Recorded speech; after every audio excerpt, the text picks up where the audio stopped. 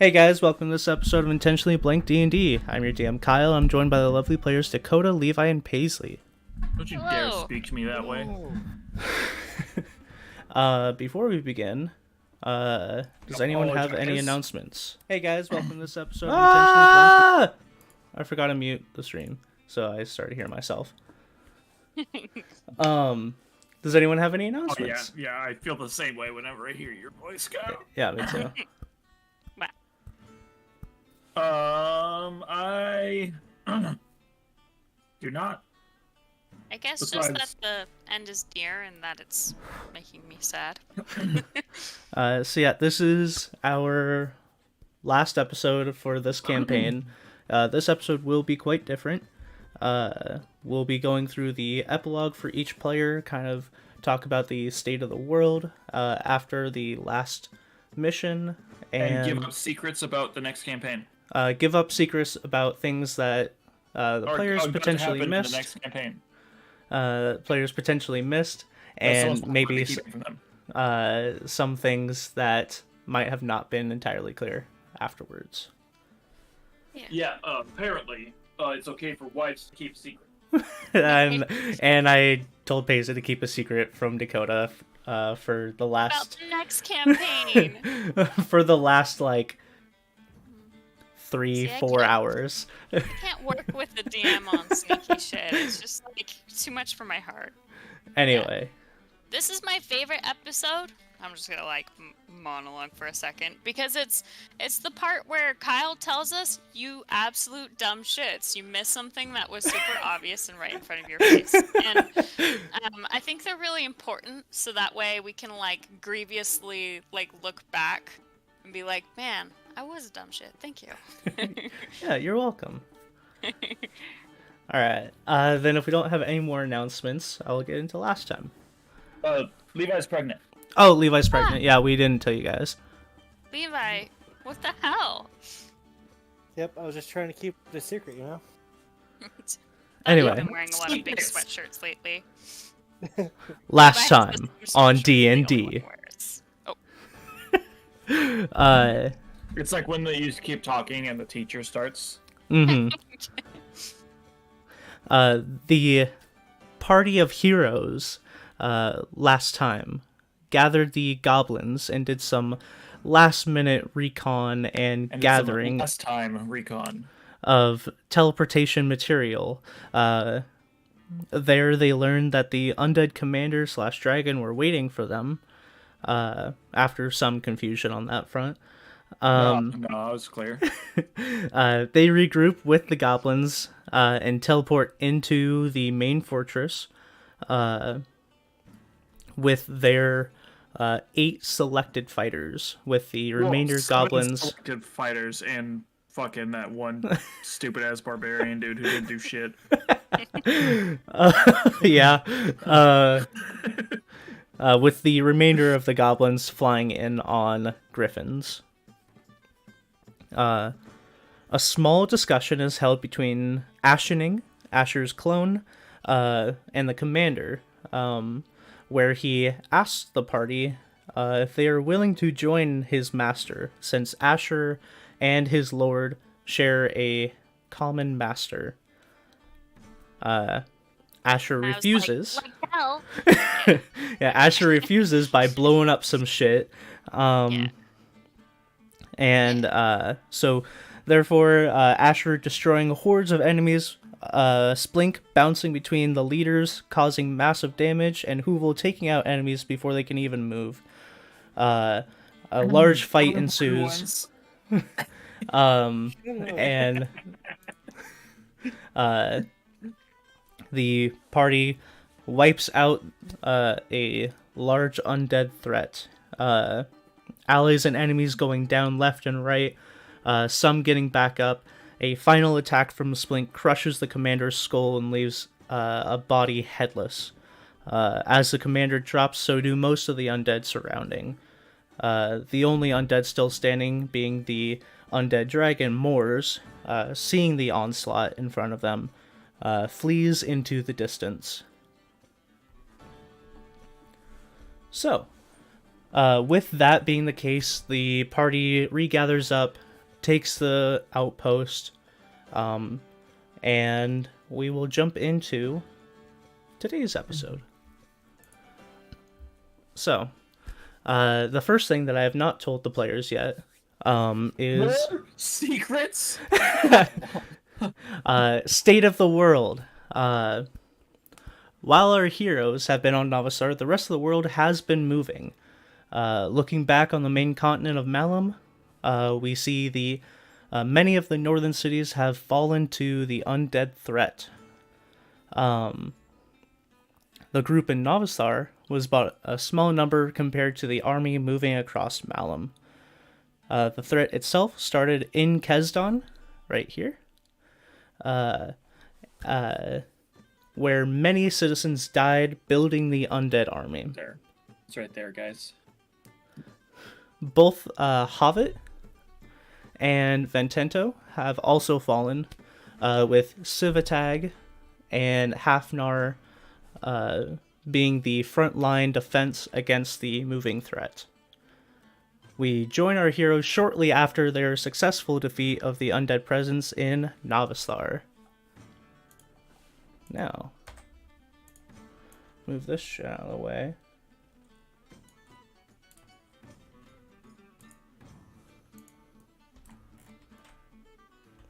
M? What? What's with the... Oh, this is a layout of the cities that you were mentioning. Oh, okay. Yeah. The top bottom left is I forgot the name of that city. Aflin? What? No. This is the one on the. I can't show you because I don't have a flashlight anymore. Because kind of revoke my DM privileges. Anyway, yeah, let's jump into Splink. This Kyle hates me. Yeah, I do. Speaking of hating me, it was Ventento, and then Havit, and then Kesdon, and then Civatag, Hafnar, and then Farad. Okay. All right.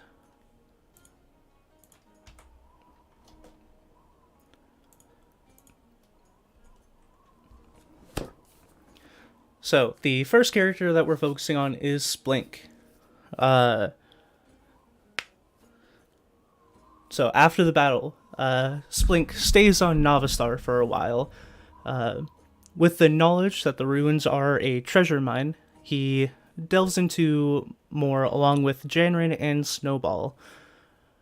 In one ruin, Splink comes across a magical item that teleports him to a nexus, where he can go between different planes of existence. While he's able to go, Snowball and Janrin have to stay behind. Splink has Snowball stay with the remaining goblins, with Ismali watching over him. Janrin continues leading more goblins outside the base, as that was his and Splink's job originally. As Splink travels the plains getting stronger, he visits home often, seeing Snowball grow larger with each visit.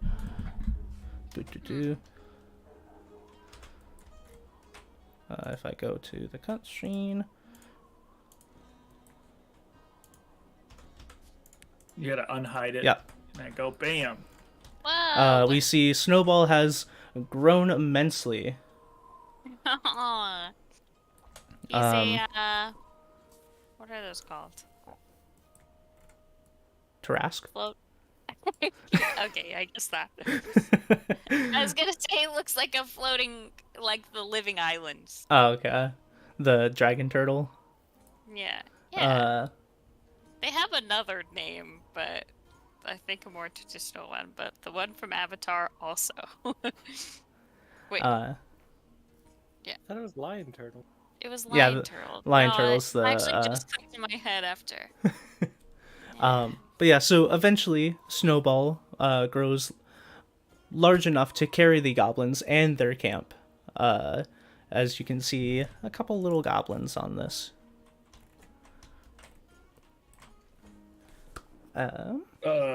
No, we can't, because I don't have DM privileges. Oh yeah. Kyle hates.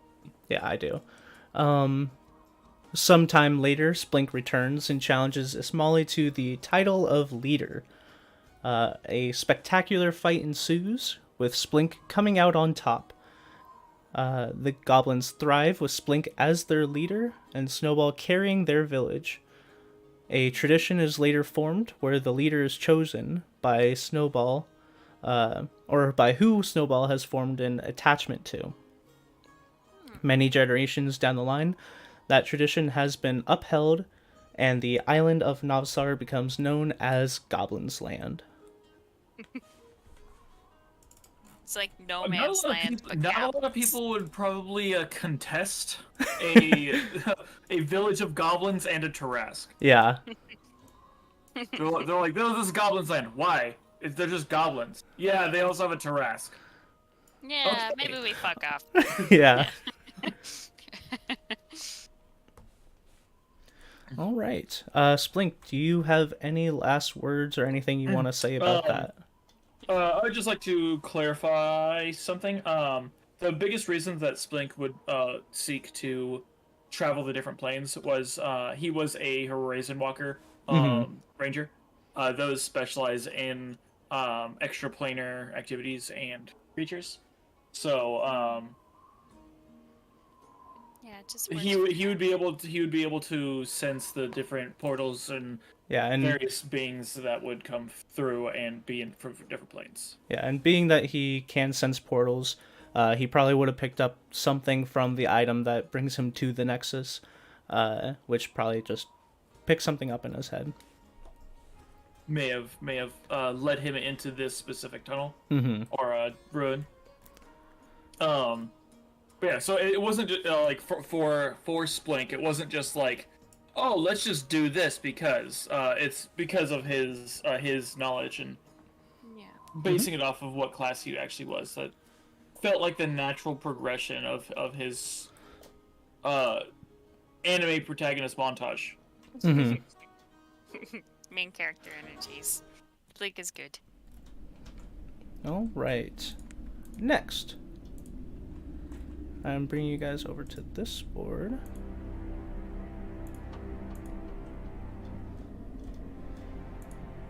All right. Next is Hoovel. I like the ominous music for this one. Yeah. I've got bad feelings. I'm actually going to turn that down a bit, but I do like it too. After securing the Navasthar outpost and leading the goblins to return to the main, or leaving the goblins to return to the main continent, Hoovel learns of the undead breakout across Malum. Knowing the threat started near his home of Civitag, he returns there to check on the library he works for. Upon arriving, he finds Civitag mostly overrun by undead, with the library barely holding out. Hoovel clears the immediate threat and talks with his leader, Fourthwind. Is he the fourth of his kind? Fourthwind will not abandon the library, but instead wants to move it. Hoovel thinks back to his travels with Humphrey and knows that his technology could do what Fourthwind is wanting. If you're showing us a person right now, we cannot see it. Okay. I'm just going to show you guys. I'm just going to stream on Discord so you guys can see. Yeah, because unless we have one of our characters there, we unless still I won't give have you guys vision. all player permission.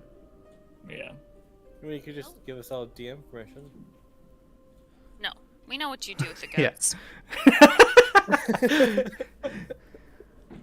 Yeah, we all Just know put them Levi in. and goats. He just puts them in random Allegedly. places. Okay, so yeah, if you guys want to see the characters, you can Yeah, I got look at it. my Discord. So yes, Hoovel thinks back to his travels with Humphrey and knows that his technology could do what Fourthwind is wanting. He shows up fully cyborged out.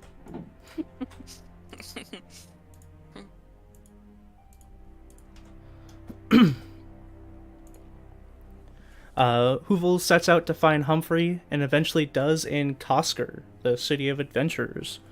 Hoovel breaks the news to Humphrey about Moat as he has not heard of his death, and later convinces him to come back to the library with the promise that he can stay and learn/test his inventions there.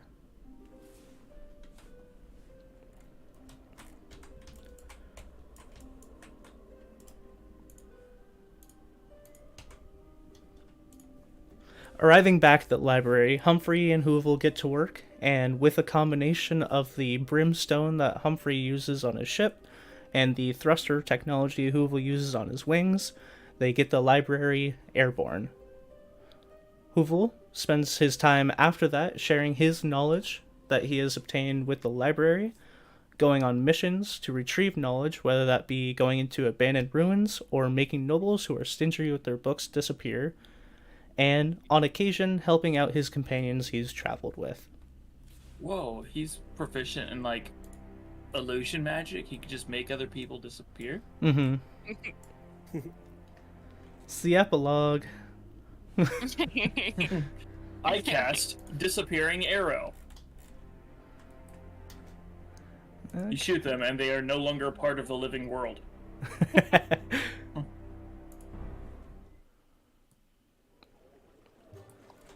All right.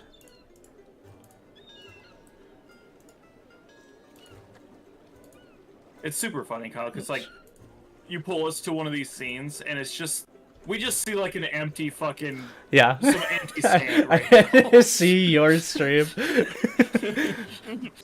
And like you're just like bringing us to different empty rooms in a library. We're like, yeah, this is fine. Asher is the last but not least. After securing the Novisar outpost and leaving the goblins to return to the main continent, Asher learns of the undead breakout across Melum as well. Asher, on the other hand, stays in Ferrant for a bit, gathering information and people to follow her. She spins a tale of creating an order of the undying with the god's will against the undead, and convinces a large group of monstrous races that inhabit Ferrant to follow her to other cities, despite them coming here for seclusion away from humans. They are promised that they could now be accepted no matter where they are because of this cause.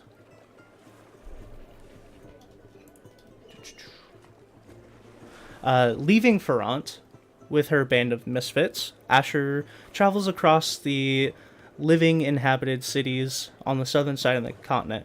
Eventually, she comes across another group dedicating themselves against the undead called the Shroud of Resistance. Piquing her interest, she looks into the group and finds that it is indeed her previous group, the Shroud, only now it's run by an old companion, Blanche. Reunited. Who's that guy? Feels so good. Yeah. After celebrating their reunion, Blanche offers to take Asher's group into the Shroud of Resistance, which she then refuses to instead work alongside them. Asher continues her journey across the remaining cities and occasionally Novisar, gathering more members by putting on theatrical religious ceremonies and gathering intel for the Shroud of Resistance. After doing this for a while, Asher feels that she can leave some responsibility of running the cult to the individual members. She then decides she wants to delve into the cities overrun by the undead. With a small group, including Hoovel, Asher crosses into enemy territory, where she learns to everyone's surprise that the undead haven't gone on a killing spree in all of the cities, but rather the cities are acting as a prison for the living still there. If I can... There we go.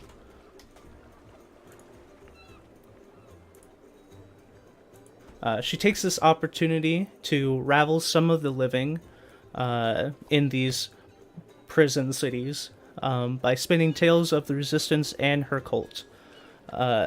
She eventually forms a trading system for those in the undead cities. She brings them supplies in exchange for information that she then brings back to the resistance. Over time, Asher splits her time between traveling between the southern cities and Navistar, putting on performances, working with the resistance, and launching secret missions into enemy territory to gather intel, trade with the living, and find weak points in the undead army.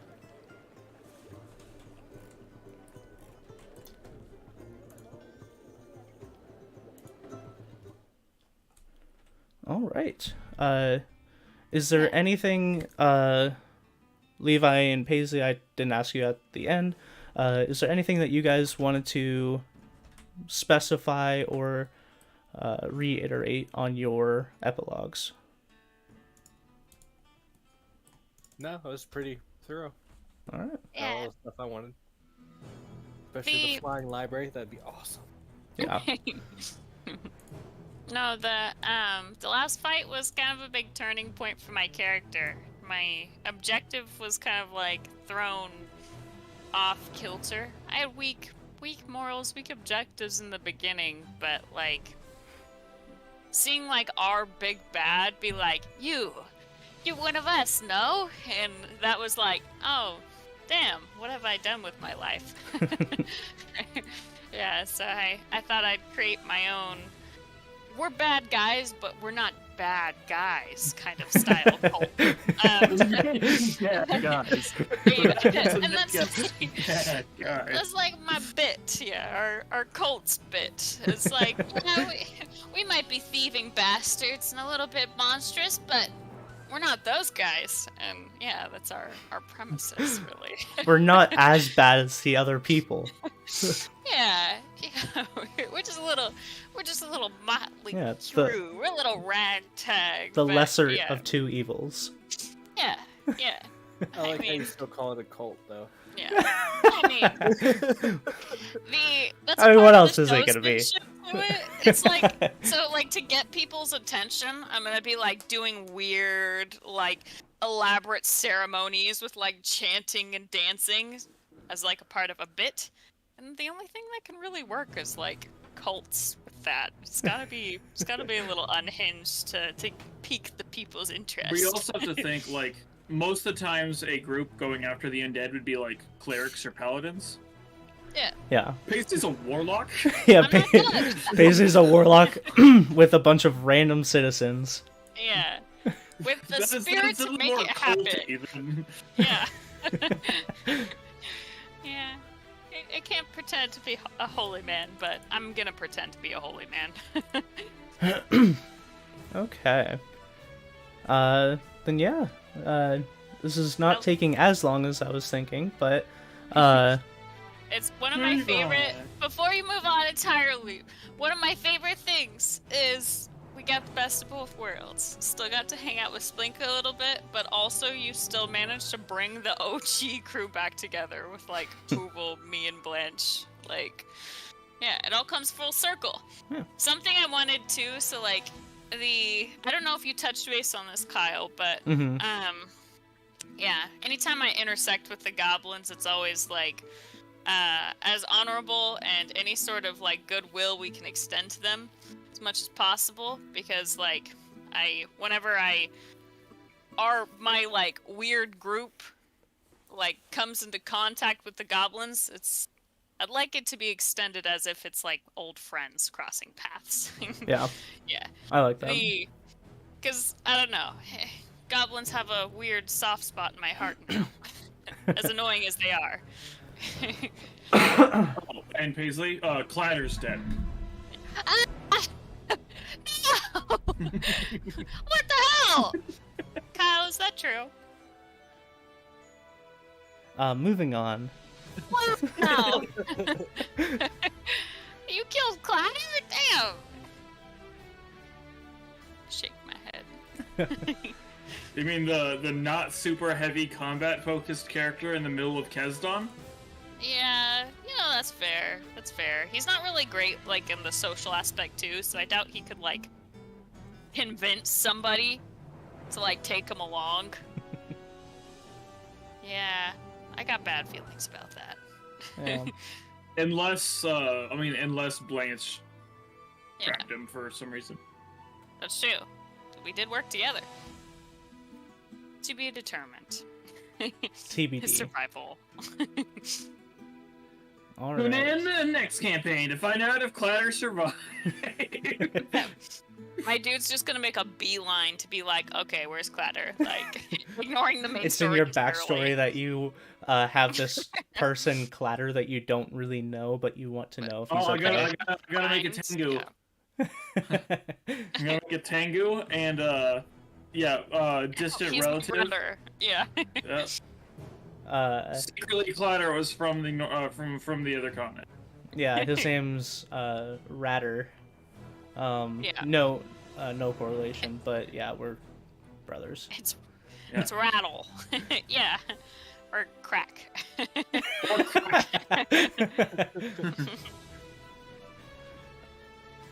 All One of the two. It's either rattle or crack. We can combine the two. Crack rattle. Crack rattle. Nice. Just like my mom used to give me. Whoa. I'm kidding. I'm kidding. His mom's a nice lady. She gets like hate mail now. Hey. Kyle's mom. Yeah. Wow. Anyway, Kyle's before mom we is get so too invested in our families, Yeah. things you missed. Oh no. Literally nothing. You got everything. Yeah, you Yeah. guys did it. Everyone go home. we did it. We beat the campaign. All mysteries solved 100% this campaign.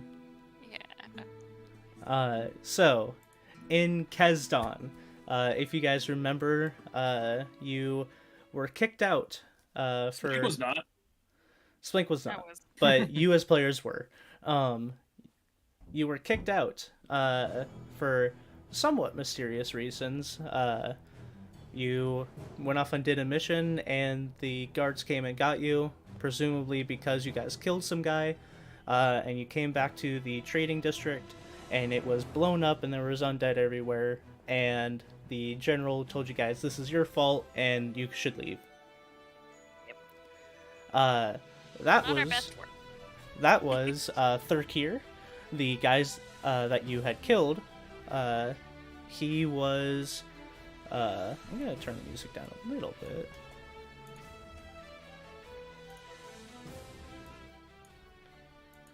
Okay. So Thurkir, the guy that you guys had killed on the way to the school, he was given special permission from the government to have a secret lab under his workshop where he did undead research to hopefully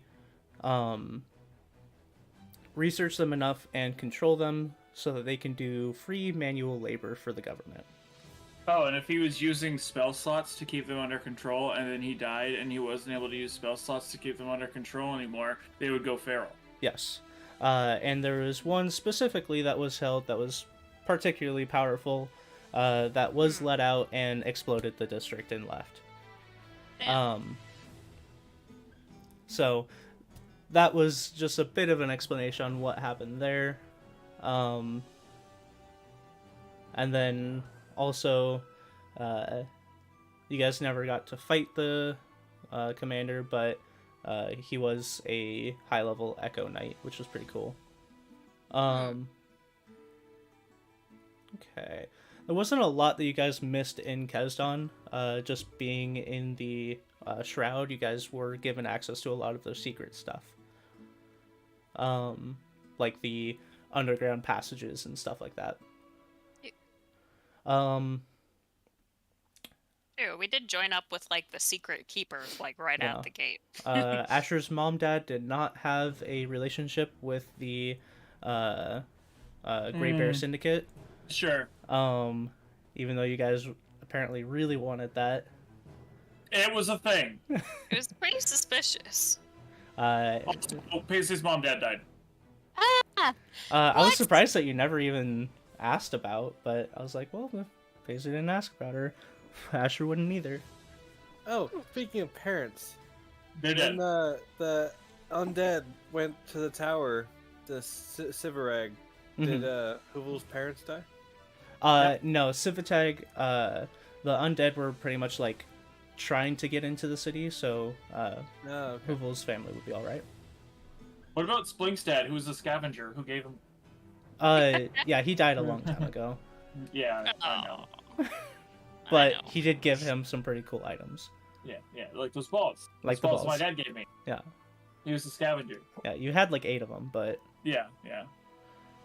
I used Never like 7 of them believed this. against the troll, and it didn't work. Refuse to believe this is a fact. so yeah, that was most of Kazdon. There probably was a couple things here and there, but those were the big things that I remember at least. You guys never went to Hobbit, but I did flush that city out because Dakota was like, hey, we might be heading there on the way to Ventento. So just wanted to let you know. And then I was like, oh crap, yeah, that makes sense. So then I... And And then we didn't. And then I spent like a few hours making that city and people in it. And then you guys like you guys were traveling and there was that like storm bird flock that was after you guys. So you guys were like, oh, let's go to Hobbit to take shelter. And then you guys went like a day towards Hobbit, almost got there, and then you're like, let's turn around. Well, because we killed the birds. Yeah, you killed the birds, but you guys are just like, let's turn around, even though it will take about the same amount of time. So I was just like, all right, cool.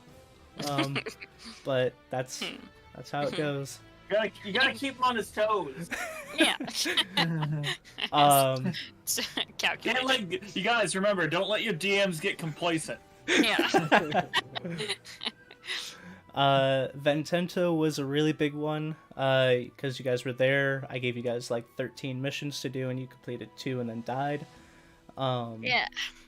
Oh, But- speaking of which, the mission that they died on, there was like a whole ass fucking place underneath that area. Yeah, so the guys that you guys fought, they did more damage to people who had done wrong in their life.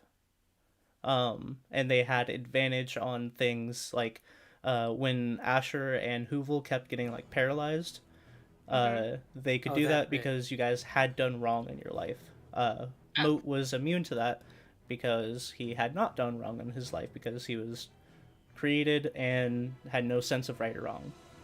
Wow. Look at you. So All I'm just- thanks, I'm huh? just better than you guys. Wow. All right. But yeah, they attacked that specific woodworker or lumber mill because below it they had a torture room where they would just bring people over, hire them, and then torture them. Just straight up like a commie got killed shit. Yeah, pretty much. So yeah, there was a bear rug with a hatch under it that you guys didn't find that led down there, and there was like a few. I did. Yeah, but Moat didn't. Moat did. But yeah, there's a couple of cool weapons where it does high damage, but it can never get a creature below 1 hit point. So like, it would be an item that you would use to get someone low and then swap to something else. But it was like a torturer's blade. So yeah, I totally forgot about that until you just mentioned it. But yeah, that was a fun thing. Oh. Yay. Oh. And then other things in Ventento, there was a guy named Sherwood Gentry. He was in the packet, and it said that he was doing, let's see what the specific wording on it.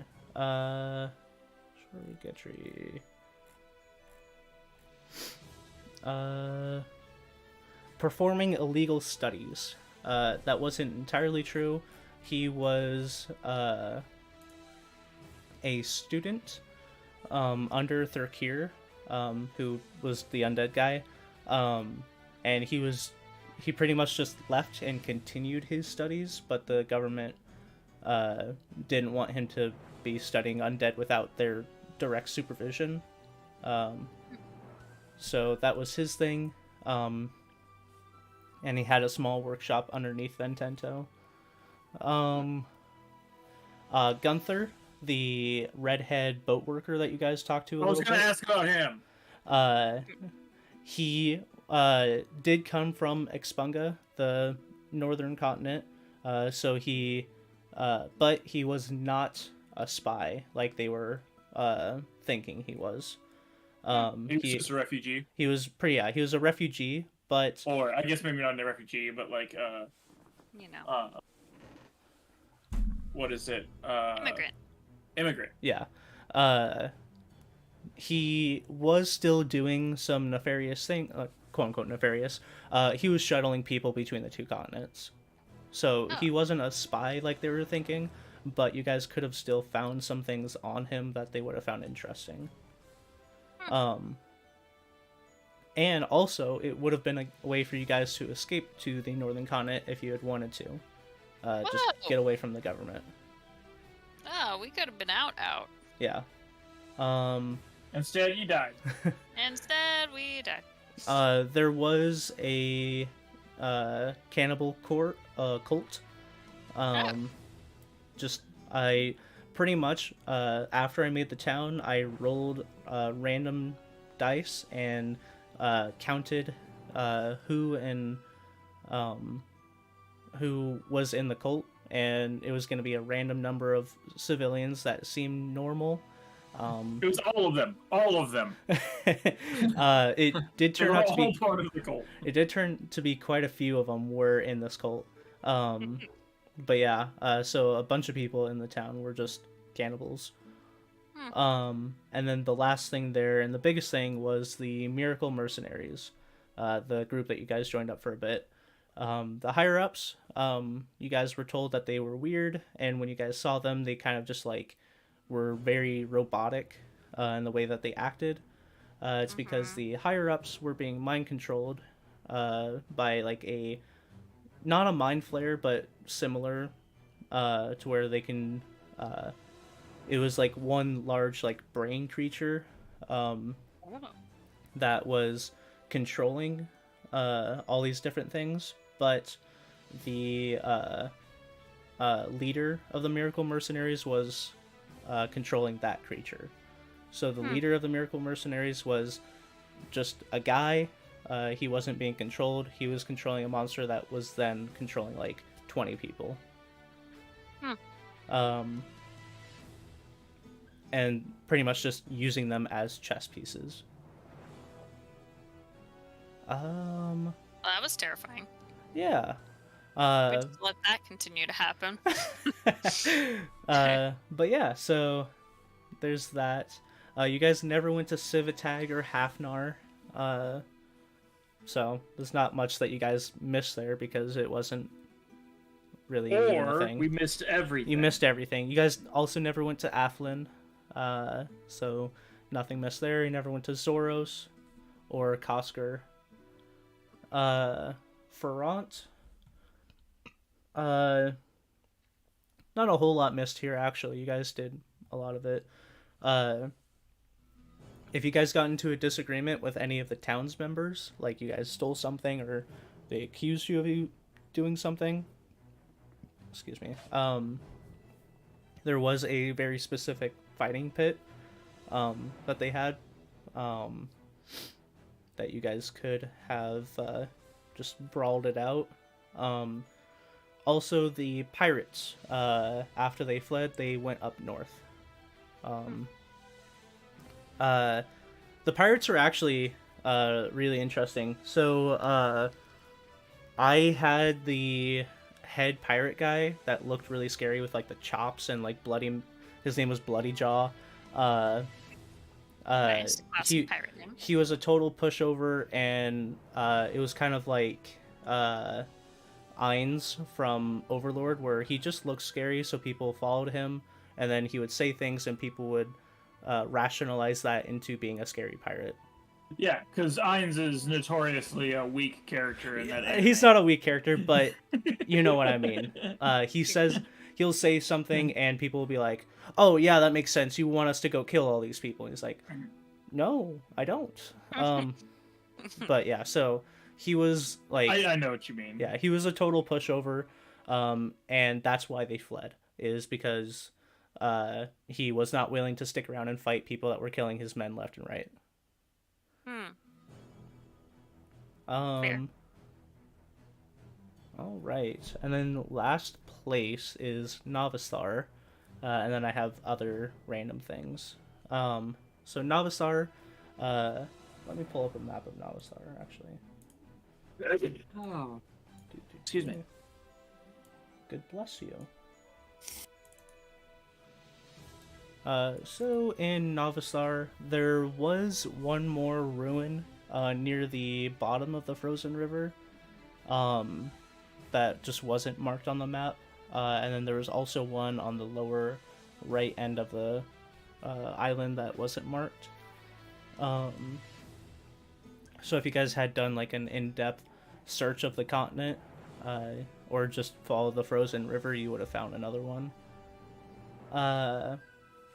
The Alpha Ruin, if you guys went there, was overrun by undead. That was the first place that the commander sent pretty much all of the undead over there to just scavenge the ruin and bring back items, which is why they were there in the first place, was to gather magic items. I planned for that to be like 3 to 4 times as large as R4 was, so that was going to be like a huge ruin.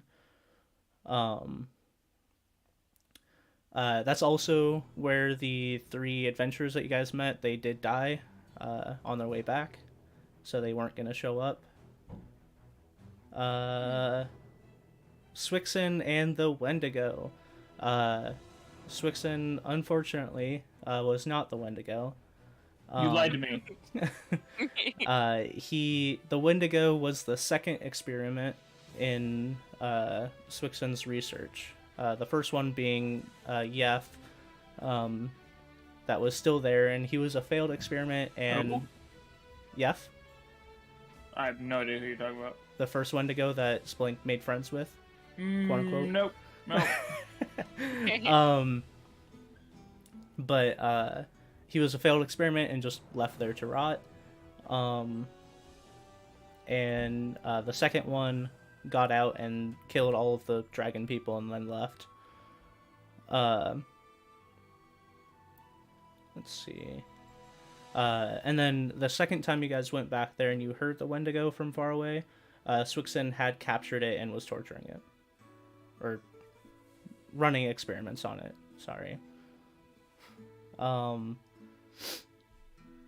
then the creature that you guys fought in R4, I think you guys figured it out, but it was in the other test tube beside the egg that was all like broken out. And it was set up as like a last resort. If anything gets into the ruin, they would release it, but it was never finished. So that's why it was just like a rampant monster. And then last thing in Novisar, every time you guys traveled, I had a number that I rolled on a d20. And if it came up on that number, the undead dragon would show up. And it just never did. Was one of them a self-destruct button, though? None of them? What was the range for the dragon, too? Like, was it like 18 through 20? Or... At first, it was just 20. Like when you guys were rolling the d20 for exploration. If you guys had rolled a 20, I believe. Either a 20 or a 1. I don't remember which one I had decided. Then the undead dragon would show up, and then as you guys got closer and closer to Novisar on your way back, that number went from just 1 or 20 to 1 and 20 to 1 to 19 and 20, and so on. So you guys got really lucky because you were rolling like all like 10s and 12s. Especially when you guys were flying there. That's why I was so like adamant about like, are you guys flying together or separate? Because if you're flying separate, one of you could come across the dragon and the other's not. Oh. Dope. Any questions on any of that so far? Um, Or anything you guys wanted to know more of that I didn't cover? What did the sand taste like around Civitag? Around Civitag? You know, sandy. Like when you bite into a sandwich when you go to the beach and it's like, oh, that's crunchy. But does it still taste like a sandwich? Yeah. Yeah, I mean, it's in the name. Okay, good. What's That's the something sunset? something Splink always wondered about. Yeah. What's the sunset story of the Warforged craftsman? Humphrey? The one that Yeah. went to Levi's. Yeah, he joined Levi it was in a whole part of Levi's story. I know, but does he just stay there, or? Yeah, he pretty much stays there and continues researching Warforges and other things like that, and just continuing to advance his knowledge of technology and making experiments. Aw. Bye forever, Humphrey. It's nice knowing you. It's research for him makes sense though. I Yeah. really liked that guy. Okay. Well, damn. And then random Is stuff the- I had. Oh, go ahead. Is the college just destroyed? Is it dead? It's overrun. Just thinking about Umama. Umeme. A minute. Umama. Yeah, you know who I'm talking about. Sure. Professor. Yeah. Professor Yeah. Unama. Yeah, I was right the first time and nobody said anything. Yeah. I hope she made it out. I hope she Yeah, made it out. you guys might go there next campaign, so I don't want to give anything away like that. Yeah, that's true. That's true. All I'm right. like, add that to my list of things I am like beelining towards. A couple random things that will probably be larger story things. Asher's storyline. So Asher, you had a person that you drew power from, and they gave up on you when you died, and you got another patron. Yeah. So during all of that, you could have chosen either Cinder, who is the god of humanity, to be your next patron, or what you did was take hand of the guy that showed up. Oh. You know, that probably would have been a better option, because now my magic is icky. But you probably got a lot cooler stuff from this guy. I feel like I probably look a lot fucking cooler, too, so that's perks. So yeah, that was a thing, and then I think a couple times an old man came up to you, and like I think you met him at a Cinder statue, and that was Cinder. Just like checking in on you and seeing if you were like Oh, worthy wow. enough. The man at the statue was Cinder? Yeah. That's Oh, the crazy. one that Blanche just like helped out. Yeah. Yeah, I think so. Cool. What was the name of my god again? I was getting into that next. You never learned his Oh, name. I never heard it. But his name was Tornag. Oh. And that gets into Moat's storyline that ended. Moat had two gods for being a paladin, which is cool. The god of life and the god of death. And Moat's big push right off the bat was that Yanit, the god of death, asked him to stop his apprentice Tornag. Paisley, you were against me the whole time. So I was like, maybe throw a wrench in there and see what the party does if you guys have opposing things. But in the end, it didn't matter. So yeah, it worked out. But yeah, Torneg was at one time the apprentice of the god of death. Wow. So he's like a lesser death god? He's a pseudo god. Oh, okay. Yeah. So that was a big thing. Also, something that I don't think you guys picked up on, maybe you did at the very end when I said it, but Asher was undead. You had a trait that I did not tell you about, and it was just you had the undead trait. So anything that said that this does not affect undead did not affect you, and anything that says it only affects undead would affect you. Oh, I thought this was like a blessing or something.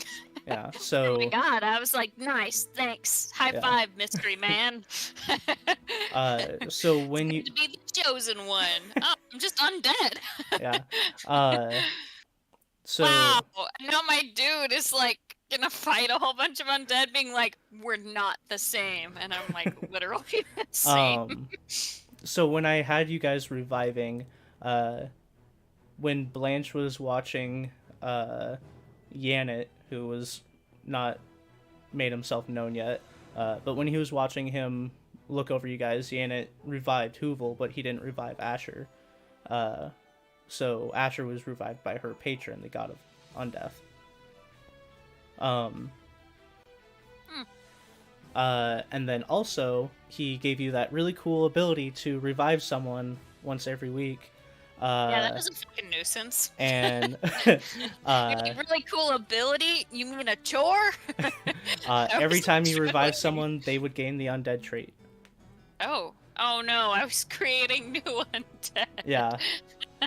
Damn it. And then that was another reason why towards the end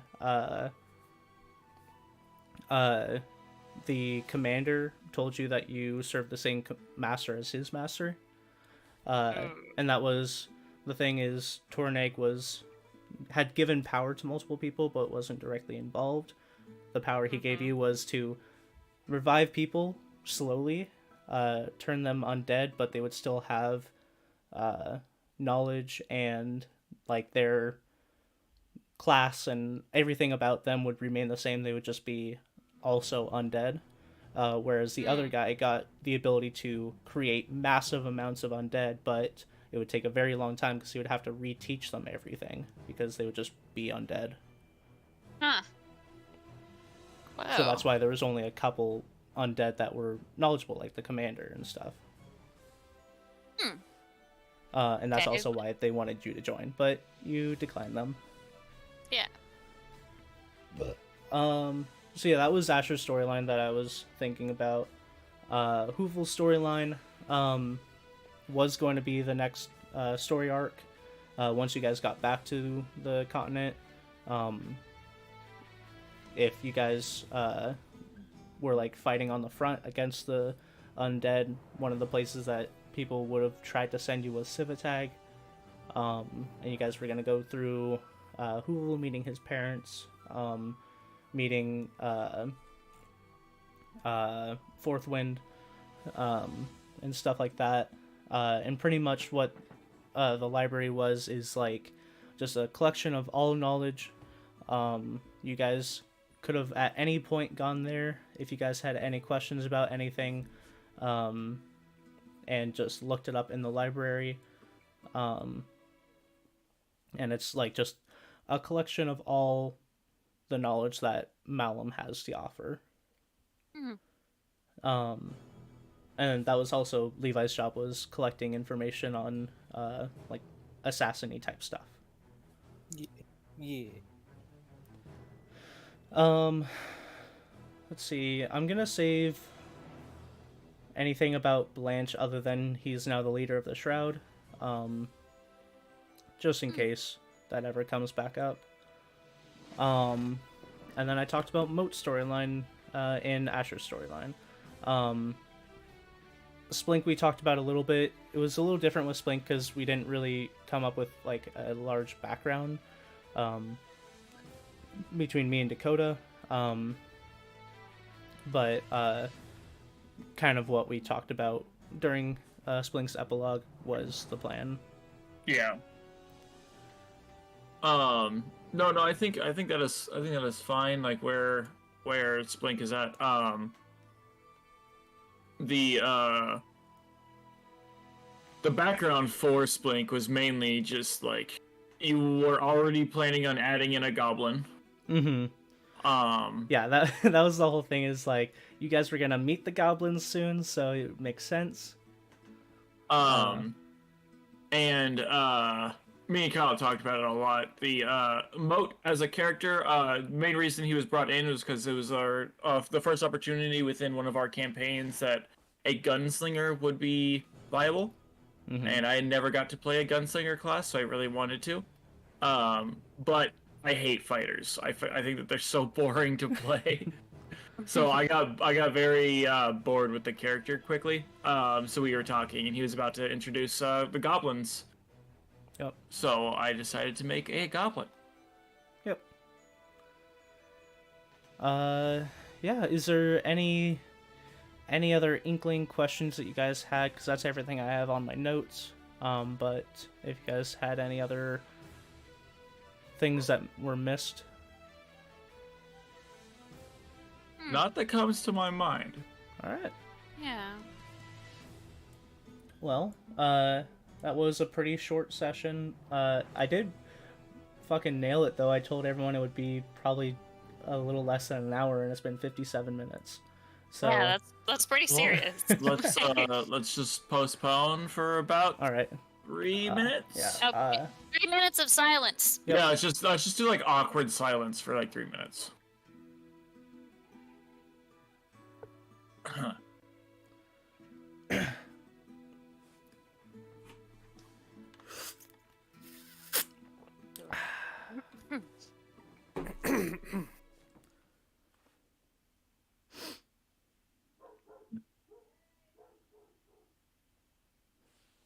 Alright, fuck this. All right.